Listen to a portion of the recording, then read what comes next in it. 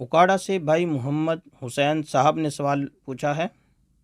لکھتے ہیں مفتی صاحب، ہمیں دکان کا مال لینے کے سلسلہ میں لاہور جانا پڑتا ہے۔ ہمیں پتہ ہوتا ہے کہ دن کو ہم نے لاہور روانہ ہونا ہے، کیا ایسی صورت میں ہم روزہ چھوڑ سکتے ہیں؟ سحری کے وقت ہم گھر پہ ہوتے ہیں اور اس کے بعد روانہ ہونا ہوتا ہے۔ محمد حسین: جی میرے محترم بھائی، سفر میں اگر بندہ ہو، مسافر کے لیے اجازت ہے کہ وہ اگر روزہ نہ رکھنا چاہے تو ایسا کر سکتا ہے، بعد میں قضا کر لے۔ لیکن جو بندہ سحری کے وقت گھر پہ ہے، بے شک اسے 100% پتہ ہے کہ میں نے کل جانا ہے، سفر پہ نکلنا ہے، تو ایسی صورت میں روزہ چھوڑنے کی اجازت نہیں ہے۔